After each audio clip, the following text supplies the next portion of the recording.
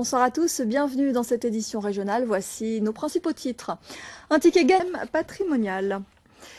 Mais tout d'abord, pour débuter ce journal, ces images d'inondations à Sainte-Rose. Il a visiblement beaucoup. Autres inondations, mais aux conséquences dramatiques. En Haïti, les pluies diluviennes qui se sont abattues lundi ont fait 23 morts et 6 disparus. Le bilan fait aussi état de nombreux blessés et des centaines de personnes ont dû être évacuées. Dans la capitale Port-au-Prince, 30 camps de réfugiés ont été inondés et des rues entières se sont transformées en rivières. Une situation qui risque de s'aggraver car le mauvais temps persiste sur Haïti. Le récit de Christian Lagauche. L'automobiliste qui a volontairement renversé un vigile du centre des impôts des Abîmes a été interpellé et placé en garde à vue. Le personnel du centre est toujours sous le choc après cet acte gratuit de violence. Ce matin, des mesures de sécurité temporaires ont été mises en place, mais les employés réclament un dispositif sur le long terme. Christelle Théophile et Christian Danquin sont allés sur place. Et quelques nouvelles de ce vigile qui a donc été blessé. Il souffre, selon nos informations, de fractures et doit en principe se faire opérer.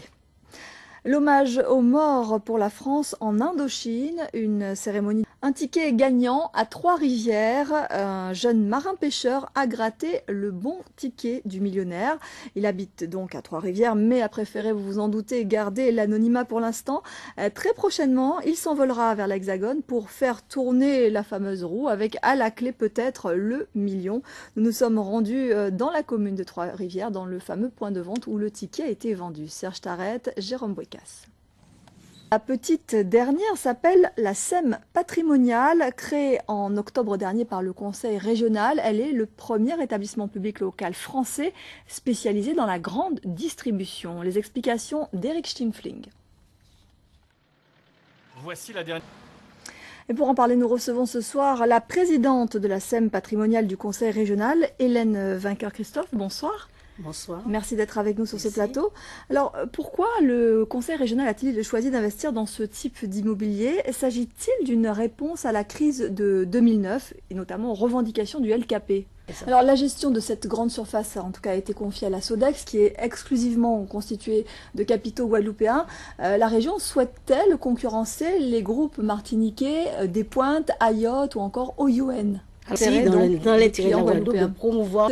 SEM a vocation également à reprendre ou à créer notre grand magasin, mais cette fois en région pointoise. Défavorisé dans le cadre des gens. Vous lancez dans ce nouveau défi. Nous mettons en place véritablement. C'est un coup de pouce parce que ça leur permet de... Hélène Vainqueur d'être venue sur ce plateau pour nous en dire un petit peu plus sur cette nouvelle SEM patrimoniale de la région. En bref, à EDF, le conflit se poursuit, les négociations aussi. Entamées ce matin à Paris au siège d'EDF, les discussions doivent reprendre demain à partir de 13 h entre la direction et la CGT d'Outre-mer. Pendant ce temps, en Guadeloupe, de nouvelles coupures ont eu lieu la nuit dernière. Pendant plusieurs heures, 14 000 clients ont été privés d'électricité. Le syndicat mixte des transports urbains du Petit Cul de Sac-Marin a présenté ce matin son bus témoin à la population. Nouvel habillage, nouvelle billetterie pour ce bus qui doit circuler dans l'agglomération de Pointe-à-Pitre, Abîmes, Gosier et Bémao. Présentation tout de suite en compagnie de Philippe Grenier. À venir, il s'agissait de la deuxième édition du Forum de l'emploi, de la formation et de l'insertion organisé par la Maison de l'insertion en partenariat avec la communauté de communes du Sud-Bas-Terre et la commune de Gourbert.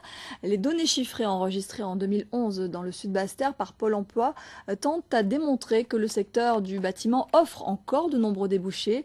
Ce forum a permis justement de mettre à la disposition des visiteurs un guichet unique répondant à leurs préoccupations en matière d'emploi. Les précisions de Thierry Philippe.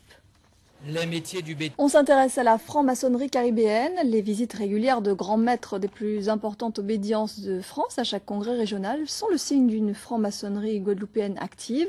Après la Grande Loge le mois dernier, demain soir, le Grand Orient de France organise une conférence publique à l'espace régional du Rézé aux Abîmes sur le thème des valeurs de la franc-maçonnerie face aux défis du monde actuel. Paul-Henri Scoll, Christian Danquin. On parle de cyclisme. L'édition 2011 des championnats cyclistes des Dom-Tom se disputera les 11 et 12 juin prochains en Nouvelle-Calédonie. Mais la Guadeloupe n'y participera pas. Pourtant, traditionnellement, les coureurs guadeloupéens se débrouillent plutôt bien.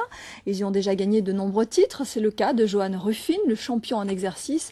Alors, quelles sont les raisons de cette défection guadeloupéenne? Voici des éléments de réponse avec Aurélie Ménel et Christian Danquin. Voilà, c'est la fin de cette édition. Merci à vous de nous avoir suivis. À 20h10, votre magazine en créole Tanda Caillou présenté par Rémi Senneville. 20h45, The Last Enemy. 22h40, F comme femme. Demain, pour l'info, vous retrouverez à 13h Laura Séné. Nous, on se donne rendez-vous à 19h30. Passez une très belle soirée sur Guadeloupe Première.